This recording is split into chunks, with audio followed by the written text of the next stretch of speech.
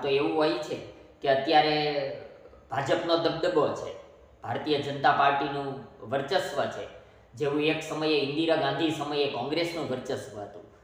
પણ એ કોંગ્રેસના વર્ચસ્વ સમયે પણ ભારતીય જનતા પાર્ટી કે અન્ય પક્ષોએ મહેનત કરવાનું છોડ્યું નહોતું. ભલે એકાદ બે બેઠક હોય કે 3 બેઠક થાય, 4 બેઠક થાય, એમ સતત પ્રયત્ન ચાલુ રહ્યો અને આજે ભાજપ પક્ષનો દબદબો છે.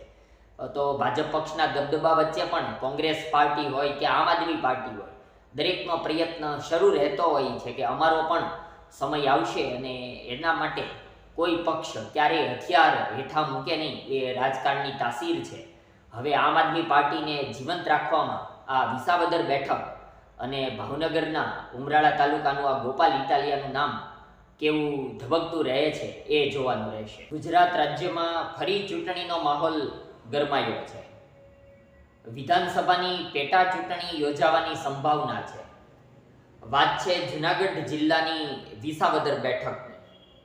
આ વિસાવદર બેઠક ઉપર ચૂંટણી પંચે હજુ ચૂંટણી જાહેર કરી નથી, પણ ચૂંટણી યોજાશે તેવી શક્યતાને આધારે આમ આદમી પાર્ટી દ્વારા પોતાના ઉમેદવારની જાહેરાત થઈ ગઈ છે અને એ નામ છે ભાવનગર જિલ્લાનું ઉમરાળા તાલુકાનું નામ એ ગોપાલ ઇટાલિયા. આમ તો અગાઉ પોલીસ કોન્સ્ટેબલ તરીકે કામ કર્યું, રેવન્યુ વિભાગમાં કામ કર્યું અને રાજકીય પક્ષ આમ આદમી પાર્ટીના ગુજરાત પ્રદેશ પ્રમુખ તરીકે પણ ગોપાલ ઇટાલિયાએ પોતાની ભૂમિકા ભજવી છે અને હવે એ વિસાવદર બેઠક ઉપર આમ આદમી પાર્ટીમાં વિધાનસભાની ચૂંટણી લડવા માટેનું જાહેર થયેલું નામ છે. આક્રમકતાને ધોરણે એ ગોપાલ ઇટાલિયા આમ આદમી પાર્ટીને ફાયદારૂપ નીવડે છે અને છેલ્લી વિધાનસભાની ચૂંટણી જ્યારે 2022માં યોજાણી ત્યારે આપણે જોયું કે આમ આદમી પાર્ટીને એ ઘણી મહદ અંશે સફળતાઓ મળી હતી, કારણ કે 5 બેઠકો ગુજરાત રાજ્યમાં પ્રથમવાર આ રીતે ચૂંટણી લડીને એ જીતી હતી. એટલે આમ તો અત્યારની સ્થિતિ એવી છે કે આમ આદમી પાર્ટી જ્યારથી દિલ્હીમાં પોતાની ચૂંટણીઓ હારી છે અને અરવિંદ કેજરીવાલ હવે ત્યાં પોતાનું વર્ચસ્વ ગુમાવ્યું તેવું બતાવવામાં આવ્યું છે, ત્યારથી ગુજરાત રાજ્યમાં આમ આદમી પાર્ટી જીવી શકે તે માટે આ ગોપાલ ઇટાલિયાના નામની જાહેરાત થઈ છે તેવું રાજકીય વિશ્લેષકોનું માનવું છે. કારણ કે ગોપાલ ઇટાલિયા એ આક્રમક નામ છે. અગાઉથી જ ગોપાલભાઈએ જ્યારથી પોતાએ સરકારી નોકરિયાત હતા ત્યારથી પોતાની આક્રમક શૈલીને કારણે ગુજરાત રાજ્યના યુવાનોમાં એ ચર્ચાતું નામ રહ્યું છે અને પટેલ સમાજ, પાટીદાર સમાજના જે આંદોલન વખતે પણ હાર્દિક પટેલ સાથે એ ગુજરાત રાજ્યમાં જાણીતું નામ બન્યું હતું. હવે વિસાવદર બેઠકની સ્થિતિ એવી છે કે ત્યાં અગાઉ આમ આદમી પાર્ટીના જ ઉમેદવાર ભૂપત ભાયાણી એ ચૂંટણી જીત્યા હતા, પણ એ 2022ની વિધાનસભા ચૂંટણી જીત્યા પછી એકાદ વર્ષમાં ભૂપતભાઈએ રાજીનામું આપી દીધું, એટલા માટે બેઠક ખાલી પડી અને હવે ત્યાં પેટા ચૂંટણી યોજાવાની છે.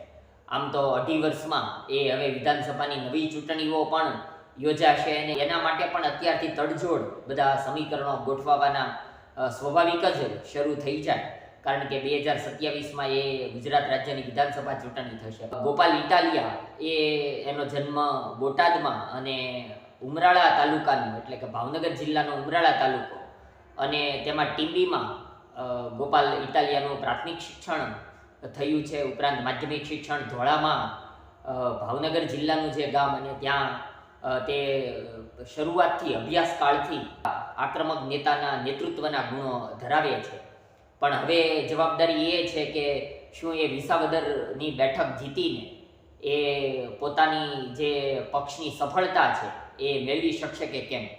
કારણ કે જ્યારે આમ તો ગુજરાત રાજ્યમાં ભાજપ અને કોંગ્રેસ એ જ 2 મુખ્ય પક્ષો પરંપરાગત રીતે ચૂંટણી લડતા હોય છે, પણ છેલ્લી વિધાનસભા 2022ની ચૂંટણીમાં આમ આદમી પાર્ટીએ પ્રમુખ પદ હેઠળ ગુજરાત રાજ્યમાં ઝંપલાવ્યું હતું અને ઉડીને આંખે વળગે તેવો પાર્ટી પક્ષનો દેખાવ હતો. જોકે તેમાં ઈસુદાન ગઢવીનું પણ પ્રભુત્વ રહ્યું હતું, પણ પોતાની બેઠક તેઓ વિધાનસભા ચૂંટણીમાં હારી ગયા હતા. પણ હવે ફરી એ ગોપાલ ઇટાલિયા પોતાની પાર્ટીને ધબકતી કરી શકે છે કે કેમ એ જોવાનું રહેશે. કારણ કે જ્યારે વિધાનસભાની ચૂંટણી થઈ તો તેમાં બેઠકોમાં ભાવનગર એટલે કે સૌરાષ્ટ્ર મજબૂત રીતે ઉભરી આવ્યું હતું આમ આદમી પાર્ટી માટે. કારણ કે એ વિસાવદરની બેઠક ભૂપત ભાયાણીએ જીતી હતી, ઉપરાંત ગારિયાધારની બેઠક એ સુધીર વાઘાણીએ જીતી હતી, ભાવનગરની જ નજીકમાં બોટાદમાં એ ઉમેશ મકવાણાએ વિધાનસભાની ચૂંટણી જીતી હતી. એટલે વધુ પ્રભુત્વ આમ આદમી પાર્ટીનું સૌરાષ્ટ્રમાં જોવા મળ્યું હતું અને તેમાં ગોપાલ ઇટાલિયાનો ચોક્કસપણે ફાળો રહેલો છે.